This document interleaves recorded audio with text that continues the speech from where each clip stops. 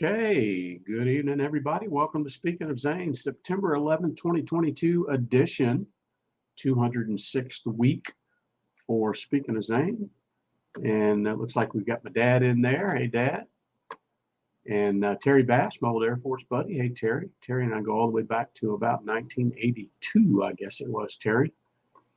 Good to have you in there. We'll have some others joining along the way. Welcome, Jim Miller.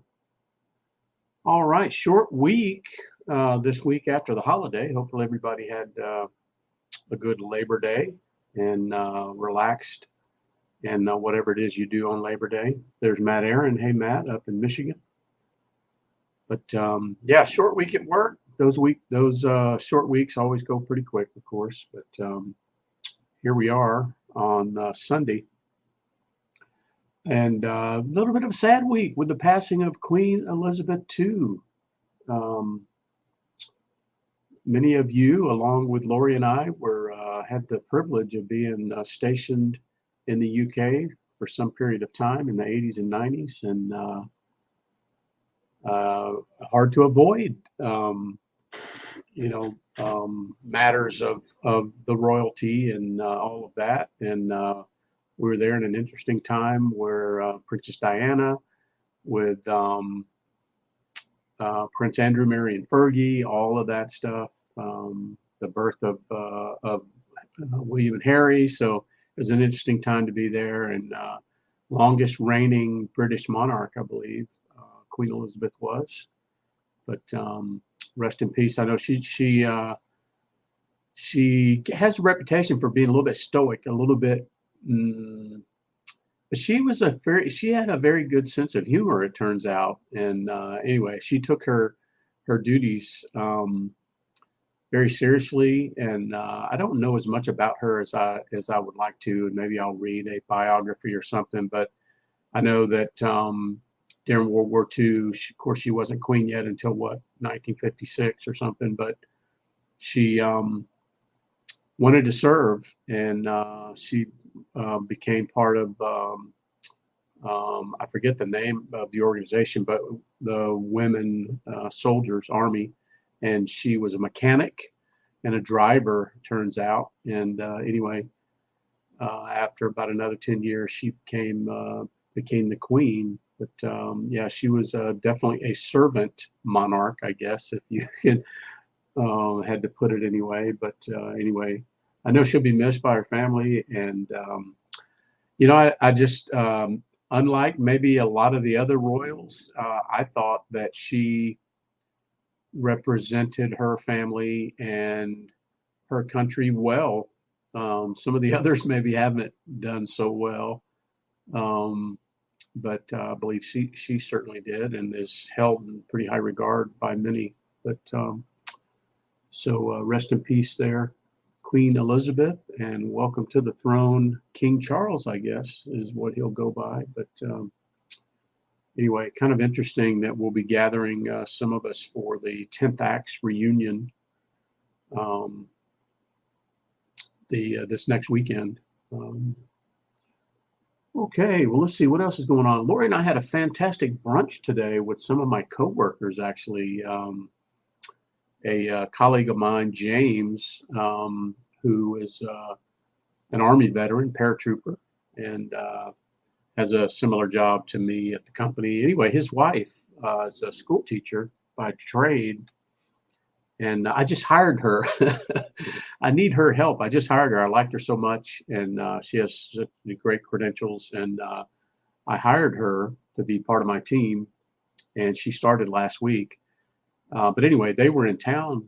They live near Tampa. They were in town today and tomorrow they have a place they're building up in North Carolina. So they flew up here. They have some friends in Marietta. They were going to drive up to their property where they have a little cabin or something. But anyway, so they invited us to come out for brunch. So we did. And his name is James. Her name is Rhoda. And we had a good brunch, I guess. In Woodstock, downtown Woodstock, one of our favorite places. So that was a lot of fun. All right, there's Mary. Hey, Aunt Mary.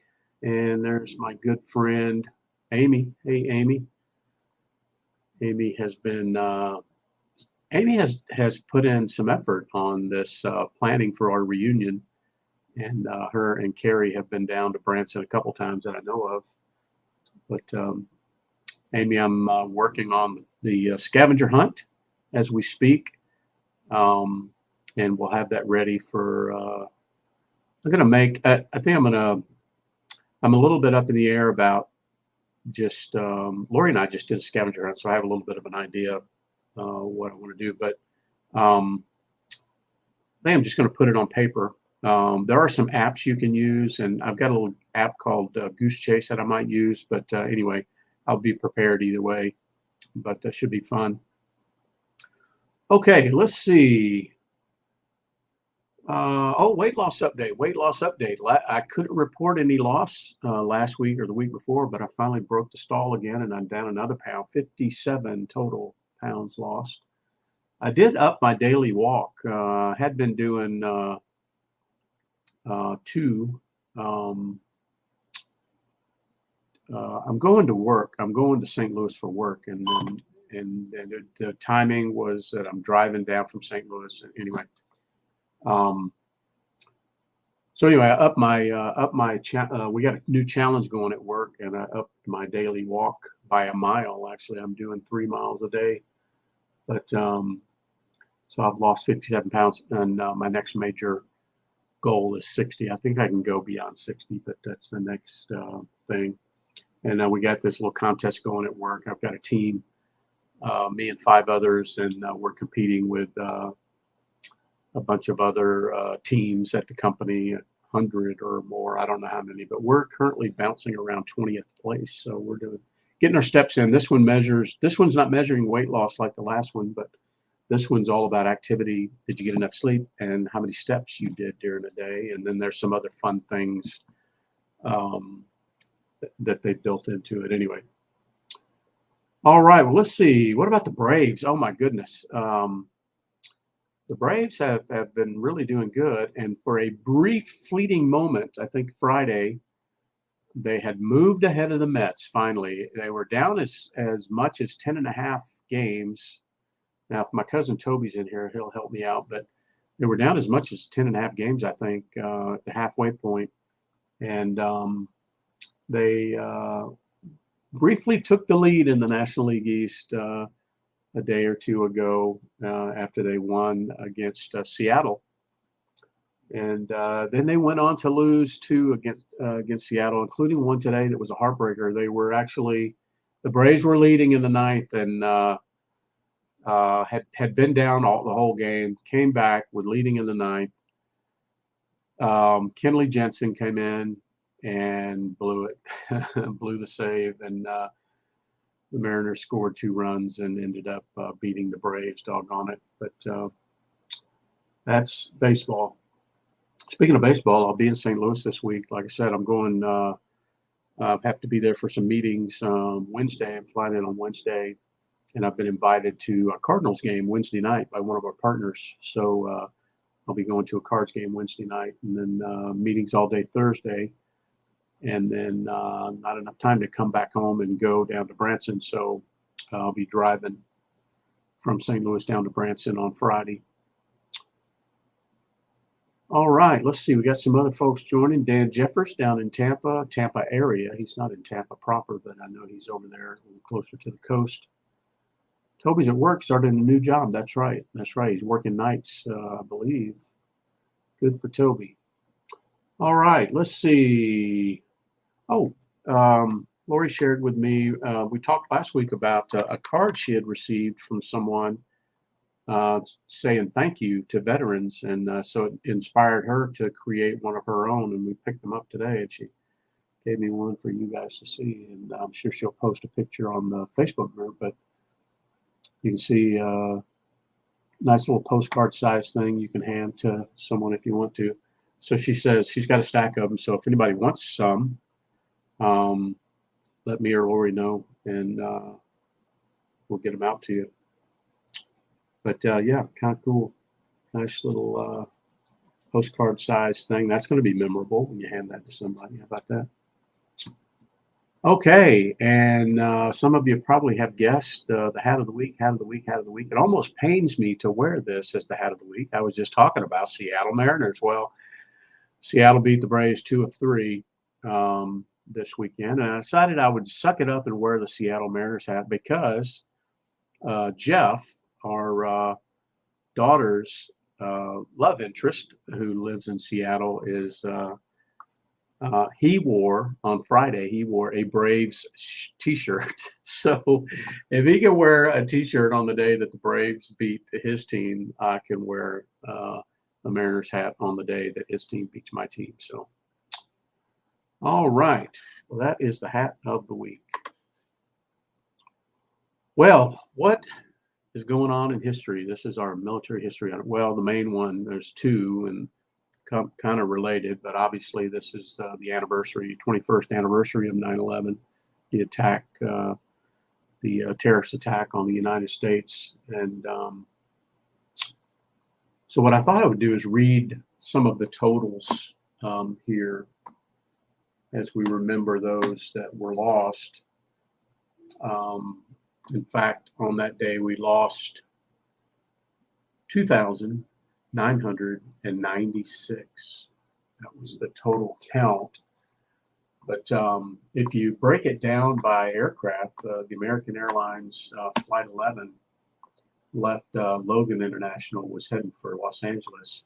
It was the first one to strike the towers. It hit the North Tower at about 8:46, I believe. 11 crew on board, 76 passengers, 5 hijackers. And then at 9:03, United Airlines 175 hit the South Tower. And that was 9 crew members, 51 passengers. And between those two hitting the towers, there were 2,606 killed in the 2 towers. And if you add up all the crew, passengers, and those in the towers, it was 2,763 killed that morning. They got up to go to work or travel that morning, and they didn't make it home. And then, of course, there was American Airlines 77, which took off out of Washington Dulles. It was going to Los Angeles. And it hit the west wall of the Pentagon. And there were 6 crew, 53 passengers, and 125 on the ground that were killed. And a total of 189 killed at the Pentagon. And then United Airlines 93, of course, took off out of Newark and was heading to San Francisco. And that's the one that crashed in the field near Shanksville, Pennsylvania. And they say that one was destined for the capital. And it was about 20 minutes away when those passengers who had gotten word already that there had been the attack took matters into their own hands, stormed the cockpit, including Todd Beamer, you may recall.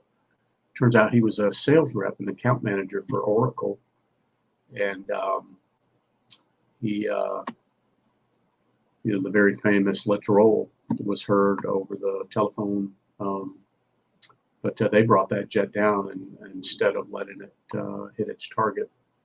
And that was 7 crew, 33 passengers. And there were 4 hijackers on that plane, but a total of 44 dead. So if you add those up, 2,996 perished on that day. So the question for everybody here, and we can use the chat real quick, is where were you that day? Where were you between the hour of 8:46 a.m. and 10:03 a.m. on September 11th? I remember it was a Tuesday. Lori and I had just gotten, I'll go first. Lori and I had just gotten back from a cruise. Lori will correct me if I get any of this wrong because her memory is much better than mine. But we had just gotten back from a cruise on Sunday, Caribbean cruise on Sunday. And then me and my teammate at work, Matt Cobb, we drove down to Savannah.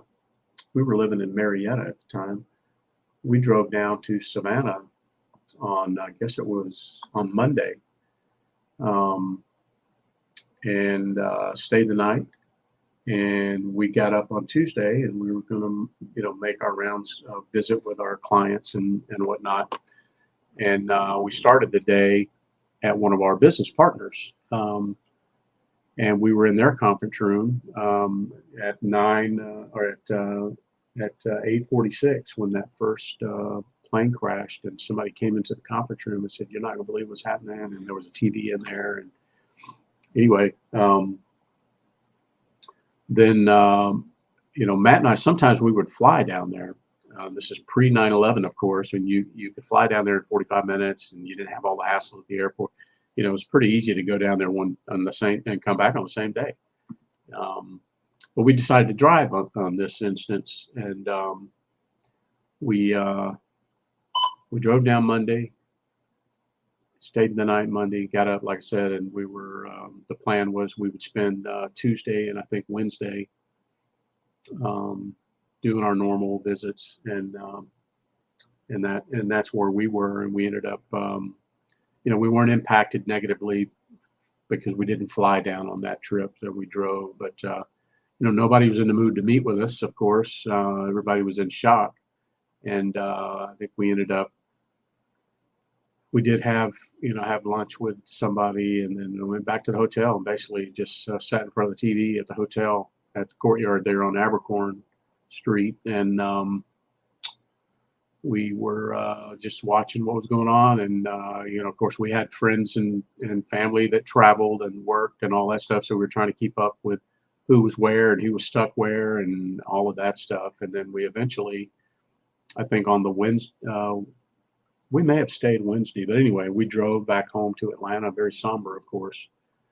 But and then that kicked off, what was to follow there. But, just it's one of those things. It truly is like Pearl Harbor, like the John F. Kennedy assassinations, like the Space Shuttle Challenger. I mean, you remember exactly where you were in the moment, and you can even, those kind of memories are so indelible.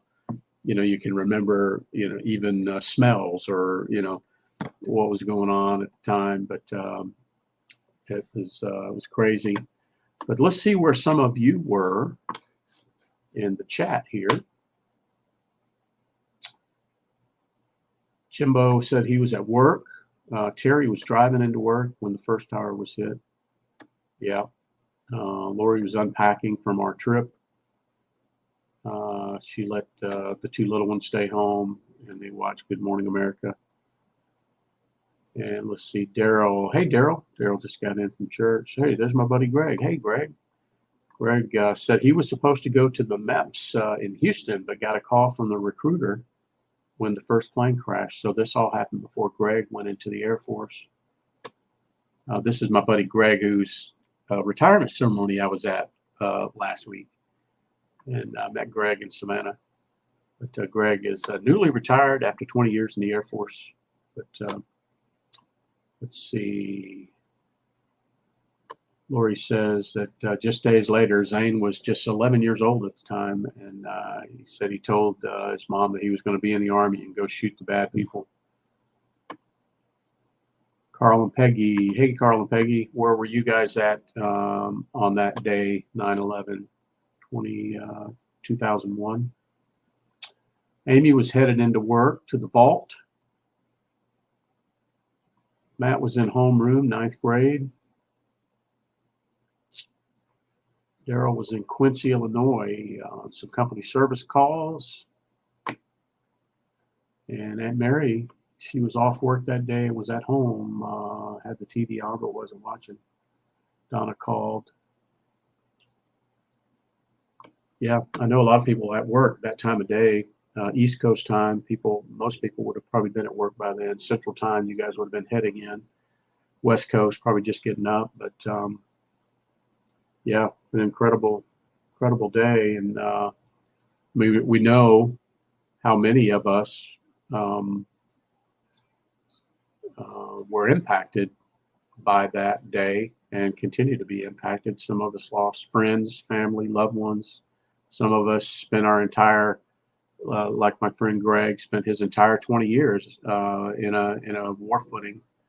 And Greg deployed a number of times himself. And anybody that has served since 9/11 has certainly done their share, no doubt about it. Carl was at work at Lee Summit Schools. Okay. Peggy was at University of Missouri. Yeah, people remember where they were when things like that happened. That's for sure. Sort of seminal moments. But anyway, rest in peace to those that we lost then and those that we have lost since. I mean, think about the impact over the last 22 years. I was just pontificating a little bit last night over may have had a bourbon or two, but would Zane still be here? So many ifs. I mean, there's so many circumstances, but would he still be here had it not been for 9/11? You don't know. You don't know. Certainly an impact. Certainly impacted him. He wound up in Iraq, right? He was 11 when it happened. Wound up going in the Army at 17, and we know how that turned out. But the other September 11 anniversary is the attack in Benghazi, often overshadowed, of course. But we lost some fine Americans that day. Our U.S. Ambassador Christopher Stevens, of course, and we lost Service Officer Sean Smith. Sean actually was an Air Force veteran. He was their IT guy. Turns out he was also a ham operator, Greg. I don't know if you knew that or not. But Sean Smith, yep. And then, of course, we lost two CIA contractors, Tyrone Woods and Glenn Doherty. And if you saw the 13 Hours, I think it was called, if you saw the movie, I'm told it was very accurate. But sad day for sure. Yeah, Lori says Zane tried to join the Army at 15. Lori came home one time and there were recruiters in the living room, and Zane had invited recruiters, Army recruiters, and they were there in the living room talking. And Lori tells the story better than I do, but Lori came in from somewhere and said, "Hello, Mr. McDonald. We're here talking to Zane." And Lori eventually said, "Well, do you know he's 15?" And Lori says, I wasn't there, but Lori says that they couldn't get out of there fast enough, right? They have rules and regulations about, their recruiting efforts and ages and all that stuff anyway, but it wasn't, but, less than 2 years later that we signed for him to go in. And he, when we were in Savannah and units started deploying, or units had been deploying, our church had a little group. We would partner with the Red Cross and we'd go out there and see the flights depart there from Hunter. And one time in the middle of the night, I brought him and one of his friends along, and he was 15 or so, 15, 16. And then it wasn't just, a few years later, he was there at the terminal departing, for Iraq and then returning there, and just incredible time. Okay, let's see. Veteran Cemetery Challenge. We did have some visits this week. Daryl visited Jefferson Barracks. Now, Daryl got some really nice pictures of some memorials there that he had never come across. And I think he's kind of there's been so many things at Jefferson Barracks we've learned over the years that Daryl's now pursuing some of those and trying to find some of these unique things on that massive property. But Daryl, thank you for posting those pictures. So Daryl made a visit to Jefferson Barracks. And I think that was our only cemetery visit this week. But I'll tell you an interesting story. I have a lot of colleagues at work that are veterans and or have family members that are veterans or are serving. And this one young lady asked me, she'd found out something about us visiting these national veteran cemeteries. And she said, well, man, do you have a list of those? And I'm like, well, just so happens I have a map. So I sent her the Google map, and she was like, wow, you got to be kidding me. 161 different locations plotted on that map. But Daryl made another visit this week.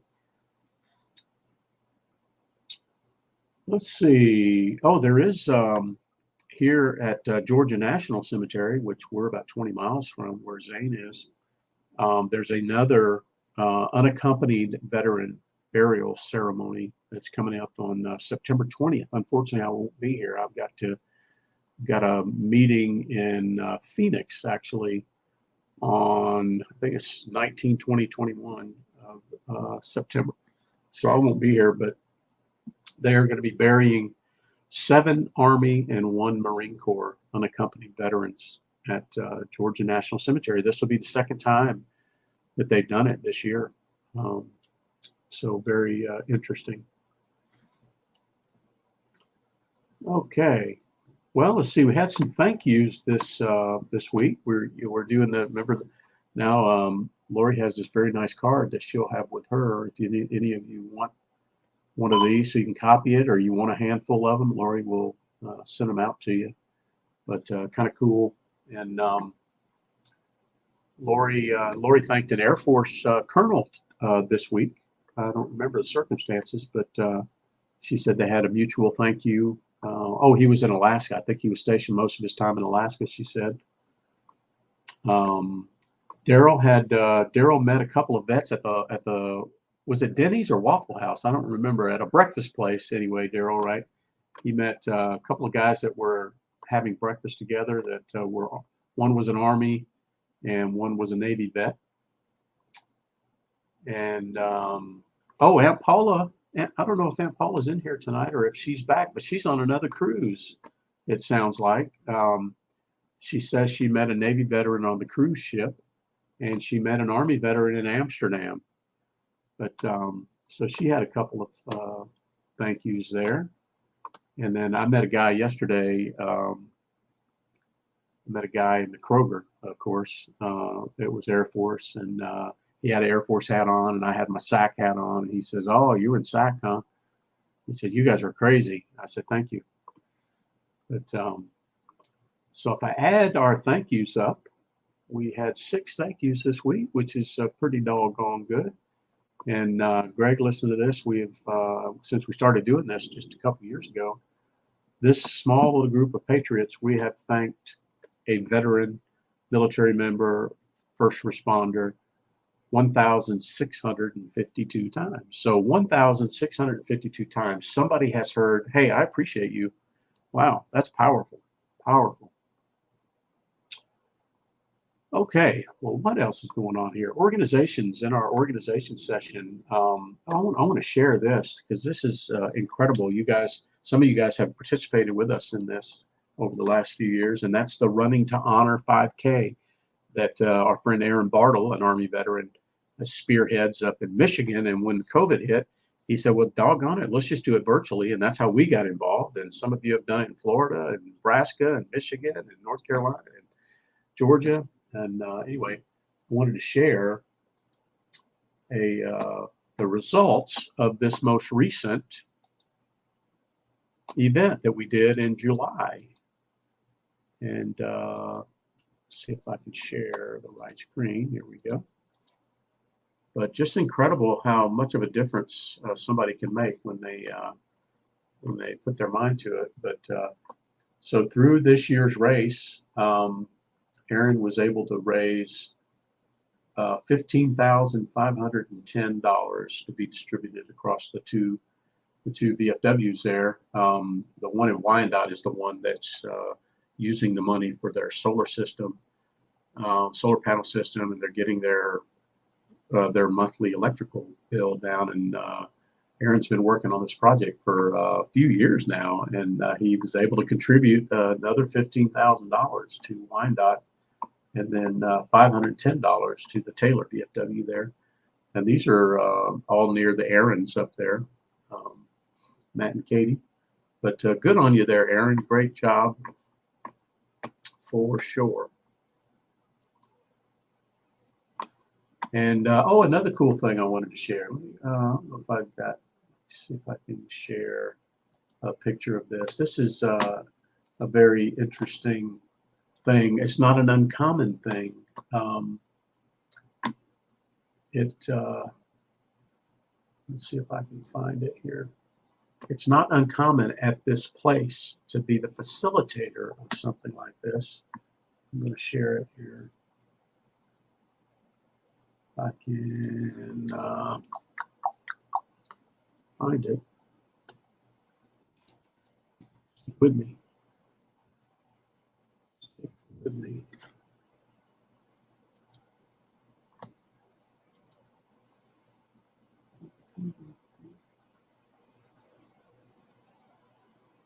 Not really coming up as quickly as I would like, but I'm just about there. I can remember.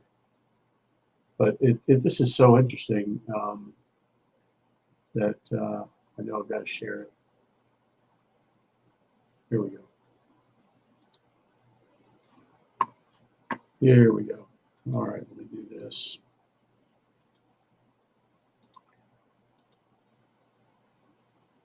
So these two gentlemen, Jerry and Gene, made a visit to Semper Fi Bar and Grill. Lori and I talk about all the time. They had not seen each other in 50 years, and they served together in the Army in Vietnam, 71, 72. But they, I'm sure it was like they had no time had passed. If you guys know what I'm talking about, but just what a great byproduct of Semper Fi Bar and Grill to create this environment for things like that to occur. 50 years, amazing, good stuff there. And I saw that there were some other reunions there over this weekend. And let's see, My Warriors Place. What's going on at My Warriors Place? We got the Ducked Up Derby. You can still buy your tickets for that, September 24th. They're doing that. I'll post that in the, again, but you can go look on the Facebook group there.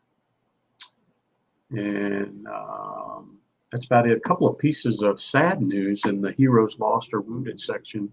You know, it's terrible when you lose someone in combat. Inherently and by definition is hazardous, but training for combat is also dangerous. In fact, any training is can be hazardous for sure. Whether and we try to chronicle those when we know about them, but we've got a couple of incidents this week, and they're first responder related actually. The first one,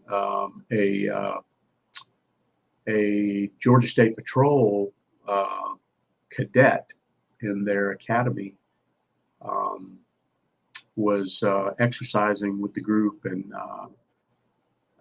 wound up having a medical event and passed away, actually. Young person, too. Cadet Patrick Dupree was his name. Unfortunately, they were not able to revive him. And then we had a tragedy right here in the county next door to us, Cobb County, where two Cobb County Sheriff's deputies were serving a warrant and were killed serving the warrant. Both of them shot and killed. This just happened a few days ago. 38-year-old Marshall Irving Jr. and 42-year-old Jonathan Koleski woke up that morning to go to work and did not come home. Just a terrible thing, and that's part of the reason Lori put these Back to Blue cards together. Is well, they certainly deserve to know that they are appreciated and what they do is acknowledged. I mean, can you imagine going into circumstances like that and not knowing you're going to come out on the other end? It's just an incredible thing. But rest in peace there, officers. Okay, I think I am done talking. I think I am. I got a few things to do for work tomorrow. But I appreciate you guys joining every Sunday for Speaking of Zane. Thank you guys so much for coming alongside us, for contributing, for playing along with us with our challenges. And man, tell you what a great feeling it is to have people that will come alongside and have this mutual goal that we have of we're really just making the world a better place, and through the activities that we participate in, the organizations that we all support or are part of, and just the fact that we're able to share experiences and stories and talk about Zane, keep his name alive. They say a person dies twice, once when they take their last breath, and then again if their name is no longer spoken, and we're committed that won't happen to Zane, and as many others as Aaron Bartle's committed that if their name is spoken, they're not forgotten, and they should not be forgotten. And you guys are a big part of this, and I can't thank you enough. But have a good week. I'll see some of you this week after I'm done with my work in St. Louis. I'll see some of you in Branson, Amy and the others. I know Steve and his wife are already on the way.